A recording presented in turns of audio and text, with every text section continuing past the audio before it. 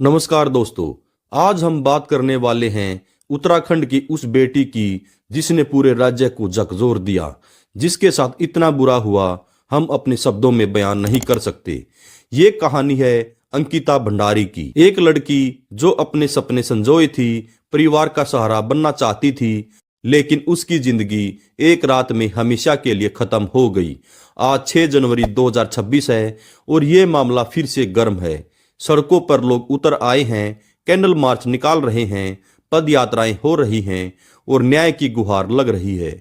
ये कोई बनाई हुई कहानी नहीं है, बल्कि पुलिस की एसआईटी रिपोर्ट्स, कोर्ट के फैसले, गवाहों के बयान और हालिया घटनाओं पर आधारित सच्चाई है। जो भी मेरे दोस्त चैनल पर नए हैं, प्लीज वीडियो को लाइक करें और चैनल को सब्सक्राइब जरूर कर लें।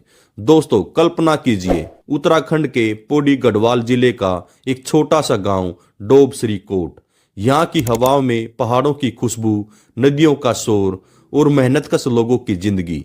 यहाँ पैदा हुई थी अंकिता भंडारी नवंबर 2003 में। घर में माँ बाप, भाई बहन। पापा वीरेंद्र भंडारी किसानी करते थे, माँ घर संभालती थी। घर की हालत ठीक नहीं थी, पैसों की तंगी हमेशा सताती थी। अंकिता पढ़ाई में तेज थी, स्कूल में टीचर कहते थे यह लड़की बड़ा नाम करेगी, लेकिन 12वीं के बाद पढ़ाई रोकनी पड़ी।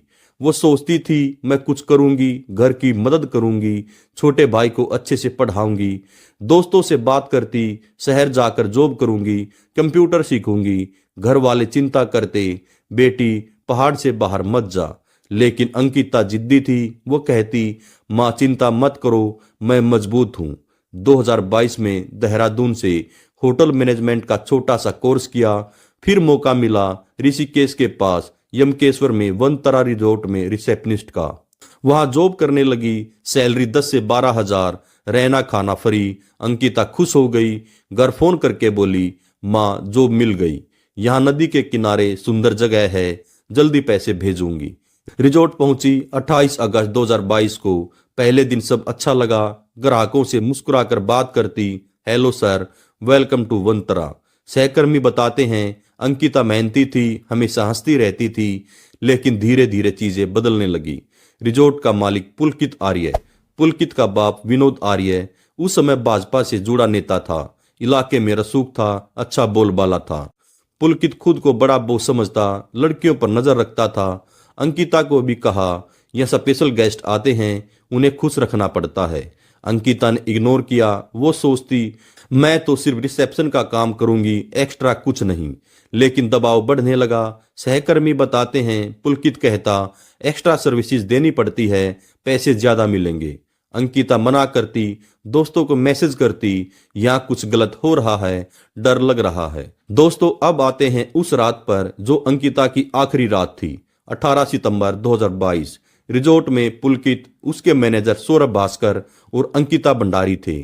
पुलिस एसआईटी की जांच के मुताबिक उस दिन एक वीवीआईपी गेस्ट आने वाला था। अंकिता ने अपनी दोस्त पुष्पदीप को व्हाट्सएप पर मैसेज किया, आज वीवीआईपी आने वाला है, मुझे एक्स्ट्रा सर्विस देने को कह रहे हैं, मैं नहीं करूंगी, मुझे डर लग रहा है। दोस्त ने कहा मना कर दे, घर आ जा। लेकिन पुलकित ने दबाव डाला। अंकिता ने साफ मना कर दिया। वो बोली सर मैं ये काम नहीं करूंगी, गलत है। पुलकित गुस्सा हो गया। तीनों ने मिलकर अंकिता को मारा पीटा। वो चिल्लाई होगी छोड़ो मुझे, मदद करो, लेकिन कोई नहीं आया। अंकिता को कार में डाला, चीला बैराज के पास नहर तक ले गए। अंकिता रो रही थी, मैंने क्या किया, क्यों मार रहे हो। फिर धक्का दे दिया पानी में। अंकिता तैरना नहीं जानती थी, पानी में डूब गई। वो आखिरी पल क्या सोच रही होगी, माँ पापा बचाओ। 6 दिन बाद 24 सितंबर को शव मिला। पोस्टमार्टम की रिपोर्ट में आया डूबने से मौत हुई, लेकिन चोट के निशान, यौन उत्पीड़न की आशंका। अंकिता की मां कहती है मेरी बेटी की आंखें खुली थी, जैसे कह रही हो मां न्याय करो। मामला सामने आया तो उत्तराखंड में आग लग गई। लोग सड़कों पर थे। मुख्यमंत्री पुष्कर सिंह धामी ने एसआईटी बनाई। डीआईजी पी रेणुका देवी और बाद में शेखर सुयाल ने जांच की। तीनों आरोपियों को गिरफ्तार किया गया। लेकिन ट्विस्ट यहां से शुरू हुआ। रिजोर्ट का सीसीटीवी फुटेज डिलीट था। रिजोर्ट को आग लगाकर जला दिया गया था, जेसीबी से तोड़ दिया गया था। पुलिस कहती है सबूत नष्ट करने की कोशिश की गई। एक गवाह बोला पुलकित ने कहा सब संभाल लूंगा। अंकिता की चैट्स मिली, वीआईपी का जिक्र था, लेकिन एसआईटी ने कहा वो वीआईपी नहीं, अंकिता का दोस्त धर्मेंद्र कुमार उर्फ प्रधान था। वो नोएडा से 2 दिन पहले खाना खाने आया था, कोई हाई प्रोफाइल नहीं था। लेकिन लोग पूछते हैं तो रिजॉर्ट क्यों जलाया गया, सबूत क्यों मिटाए गए, पुलकित के बाप को भाजपा से निकाल दिया गया, आरोप लगे स्थानीय नेता मदद कर रहे थे। 2025 में मई में कोर्ट ने तीनों को उम्र कैद की सजा सुनाई। हाई कोर्ट ने सजा को बरकरार रखा, अपील लंबित है। अंकिता के पापा कहते हैं सजा मिली लेकिन पूरा सच नहीं आया। दोस्तों 3 साल बीत गए, लेकिन दिसंबर 2025 में फिर हंगामा हुआ। एक वीडियो वायरल हुआ। उर्मिला सनावर खुद को पूर्व भाजपा एमएलए सुरेश राठौर की पत्नी बताती हैं। फेसबुक लाइव पर रोते हुए कहती हैं, मुझे करवा चौथ पर पता चला सुरेश से लड़ाई हुई तो उन्होंने बताया कि गट्टू ने अंकिता पर दबाव डाला। गट्टू यानी दुष्यंत कुमार गौतम, भाजपा के राष्ट्रीय महासचिव और उत्तराखंड प्रभारी। ऑडियो में कथित बातचीत हुई। अंकिता को वीआईपी को सर्विस देनी थी। उर्मिला कहती हैं मेरी जान को खतरा है। पुलिस ने कहा ऑडियो फेक है या एआई जनरेटेड हो सकता है। दुष्यंत गौतम ने मानहानि का केस किया है, 2 करोड़ की मांग की है। दिल्ली हाई कोर्ट में केस है। सुरेश राठौर और उर्मिला फरार हैं, नोटिस चिपका हुआ है। पुलिस ने प्रेस कॉन्फ्रेंस की 3 जनवरी 2026 को। कोई वीआईपी नहीं है, जांच पूरी हुई, सबूत कोर्ट में पेश किया गया। नया सबूत लाओ, नई एसआईटी बनाई ऑडियो जांच के लिए, लेकिन लोग माने नहीं। विपक्ष, कांग्रेस, आप, यूकेडी चिल्ला रहे हैं सीबीआई जांच कराओ। जनवरी 2026 में उत्तराखंड जल रहा है। 4 जनवरी को देहरादून में हजारों लोग परेड ग्राउंड से सीएम आवास की ओर मार्च निकाल रहे हैं।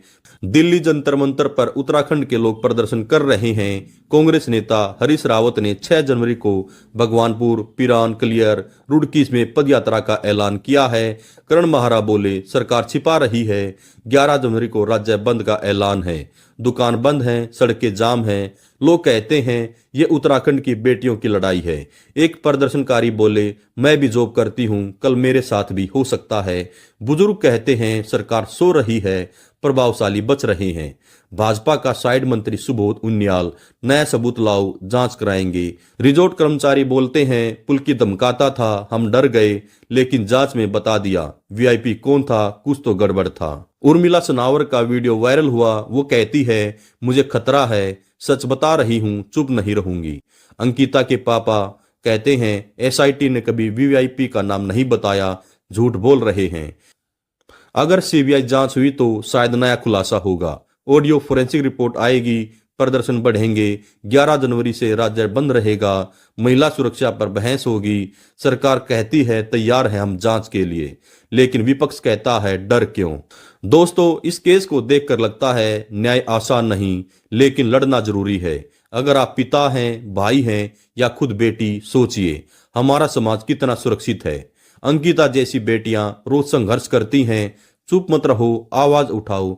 अगर जानकारी है पुलिस को बताओ। अपनी बेटियों को मजबूत बनाओ, सुरक्षित समाज बनाओ। न्याय की लड़ाई कभी मत छोड़ो। अंकिता की याद में हर बेटी को सम्मान दो, साथ मिलकर दबाव डालो। वीडियो को कमेंट में जस्टिस फॉर अंकिता भंडारी जरूर लिखें। अगर आपको हमारी ये सच्ची कहानी अच्छी लगे तो हमारे चैनल को लाइक, शेयर और सब्सक्राइब जरूर करें। नमस्कार, धन्यवाद, जय हिंद, जय भारत।